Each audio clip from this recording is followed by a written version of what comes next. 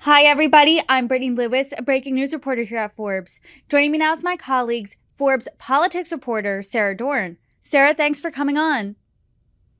Hi, Brittany. Thank you for having me. A big announcement Tuesday morning. President Biden has officially announced his reelection run. What can you tell us about the announcement? So this was a relatively low-key announcement. It came in the form of a video rather than a speech.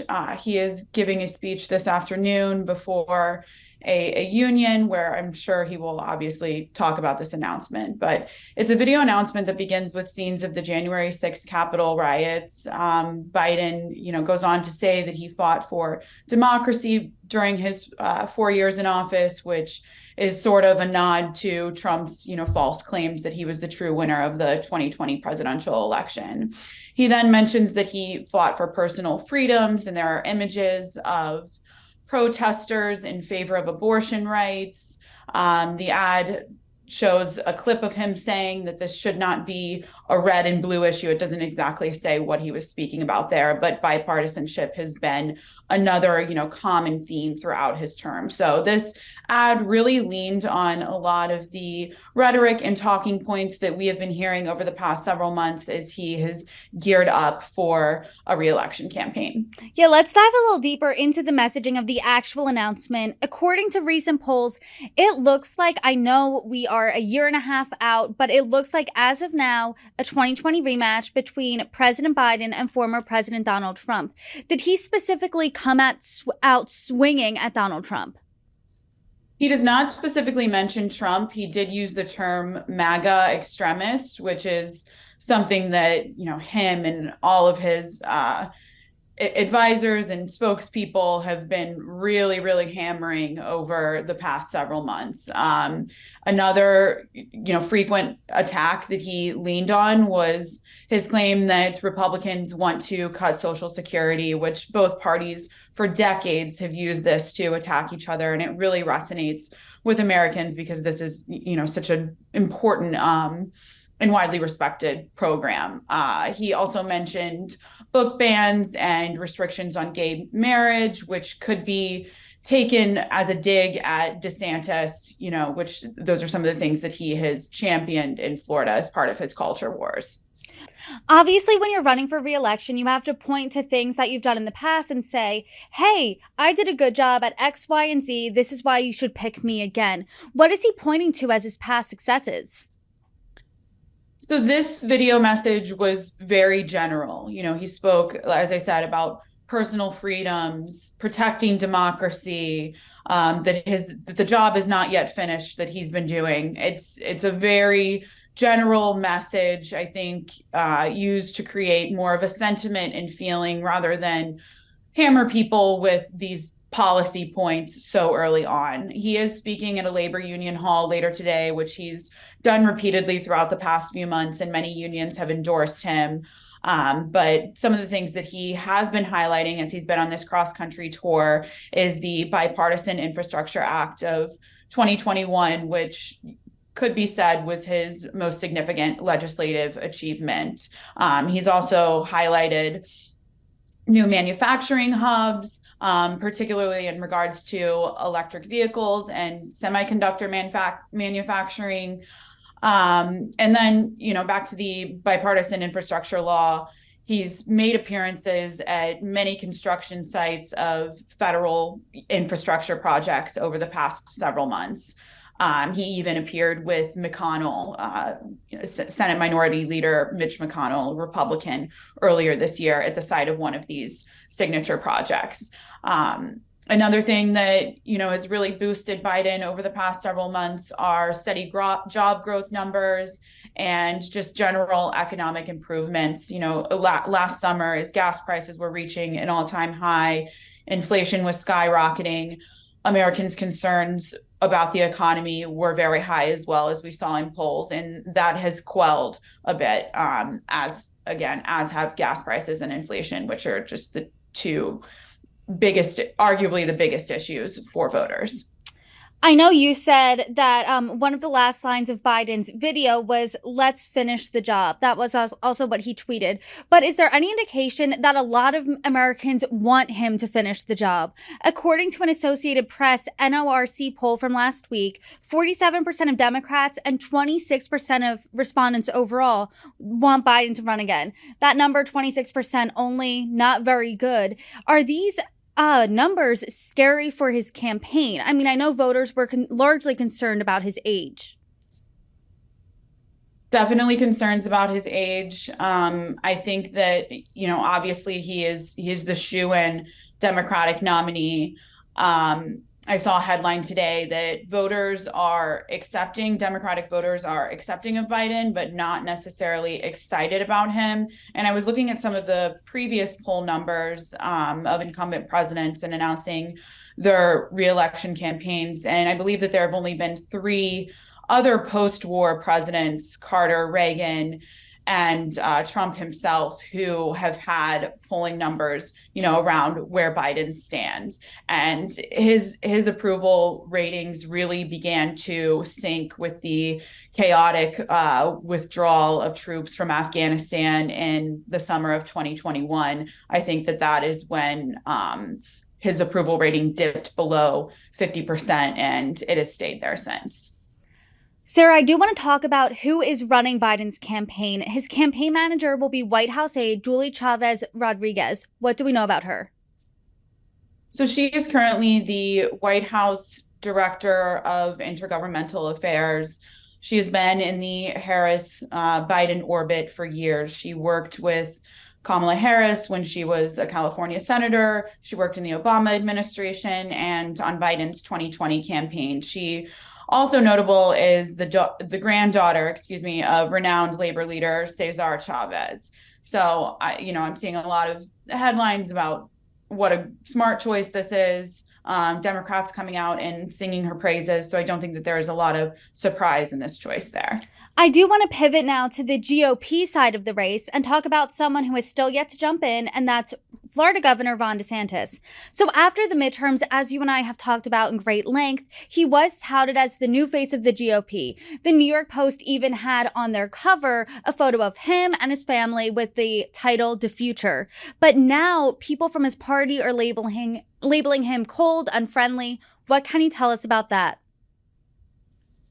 So this is something that politicos have been talking about a little bit as a downfall that DeSantis has, is just this personality factor. And, can he compete and show the same charisma and charm that Trump does on a national stage, which is very, very important in winning national elections, when, a lot of voters are just seeing snippets of what candidates are saying, maybe not paying attention to the policies in detail. I mean, he's going to have people in Nevada, Michigan voting for him. They're not necessarily paying attention to the day-to-day Florida politics that have made him so popular there. So it's very important that you have this sort of it factor when you're competing again in a national election like this. But yes, over the past 10 days or so, it's been sort of an embarrassing time for DeSantis, as Trump now has the backing of more than half of Florida's GOP congressional delegation. 7 of those endorsements came last week, notably after Trump was indicted, and as DeSantis was hosting a meet and greet on Capitol Hill. And a lot of these lawmakers have not been afraid to come out and say why they are not backing DeSantis. And, it's been a very unflattering depiction of him. Freshman Rep. Anna Paulina Luna from Florida said that she received a letter from Trump directly when her father died in a car crash last year. And similarly, Representative Greg Stube, also from Florida, who has endorsed Trump, said that Trump was one of the first people to reach out to him when he was hospitalized last year after falling off a ladder at his home. And then outside of Florida, I found this really telling in that a lawmaker, GOP Congressman David Trott from Michigan, took it upon himself to reach out to Politico unsolicited and say that he and DeSantis sat next to each other when DeSantis was serving in Congress on the House Foreign Affairs Committee, and that DeSantis never introduced himself to Trott, and he even went as far as to call him an asshole to Politico. So sort of an ideal situation for a reporter, that story kind of falling into your lap. And as I said, it says a lot about how I think widespread this feeling about DeSantis is. Yeah, that really paints him in an unflattering light, as you said. And I have a lot of conversations with one of our Iowa based colleagues, Sarah Mueller. She's covering the Iowa caucuses out there. And a big factor at the beginning of this race is this a candidate you can grab a beer with? Clearly, Ron DeSantis doesn't seem like the type of candidate that can, based on these types of reports. But in recent days, there have also been many former DeSantis supporters jumping on the Trump train, most notably former Congressman Lee Zeldin and billionaire Ken Griffin. Can you tell us about their shifting support? So I'm not entirely surprised by Zeldin, just because he's been a Trump ally for years. And Elise Stefanik, who is an upstate congresswoman from New York, and she is the GOP conference chair, she came out behind Trump months ago. She was one of the first Congress members to endorse him. So I kind of feel like, he's following suit with what the top Republican in the state is doing. And Trump also backed his gubernatorial campaign against New York Governor Kathy Hochul in the midterm election. But yes, this morning, as you mentioned, Ken Griffin, the New York Times is reporting that Griffin, he's billionaire hedge fund leader of Citadel Capital. He gave millions to $5 million, I believe, to DeSantis's midterm campaign, and spoke very, very highly of him in the wake of the midterm election. But the Times is reporting that he is sort of shying away from endorsing DeSantis. And he was particularly upset, according to the Times and their sourcing, by DeSantis's comment about the war in Ukraine. And he called it a territorial dispute between Russia and Ukraine. So that was just, this is sort of like a pile-on of DeSantis over the past week or so. A lot of members of the Republican Party have also called Ron DeSantis' fight with Disney a misstep as well. So not a great week for him, but it hasn't especially been a rosy few months for Donald Trump either. I mean, just looking back to the midterms, he was largely blamed for that red wave not really coming to fruition. He was indicted. He was arraigned. He has lawsuits swirling around him. So why is he garnering this support, taking it away from DeSantis now? I mean, I think that it says a lot that he has been able to weather these storms and have this kind of resilience and launch this kind of a comeback. And I know that Stefanik is one of them, but his allies in Congress and him himself have really been working the phones to ramp up support and endorsements and, just get ahead of DeSantis on that front. And DeSantis is also focused on governing Florida right now. And if he were not, that could also be a line of attack to Trump, saying that, he's spending more time campaigning rather than governing. But yes, and he's also Trump has been able to capitalize on these investigations against him. It's become a huge campaign talking point. The GOP has been forced to rally around him, including DeSantis.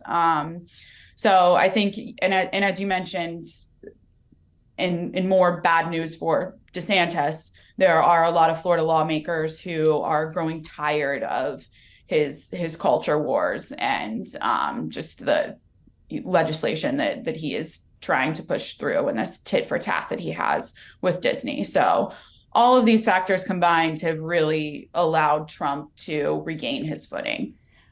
A group that has been very happy to see Ron DeSantis flailing in the polls are Democrats. Can you explain that logic for us? So although the margins are very close, I do want to note that before I explain this, the polls show that in a hypothetical matchup, DeSantis beats Biden, but Trump does not. So I think, that goes to show why Democrats are hoping that Trump is the nominee. But in order for DeSantis to be nominated and to actually beat Biden, he would have to win the primary, and the numbers are lot wider margins when we're talking about a Trump DeSantis matchup. Trump has definitely surged in the polls and is leading DeSantis by double digits. So, another thing that speaks to Democrats' hopes that Trump is the nominee is that he is a very easy target for Democrats. Just the various investigations against him, the January 6th riots. There's so many talking points that they already have lined up to combat him. Sara Dorn, thanks for coming on and breaking down that announcement for us. Thank you, Brittany.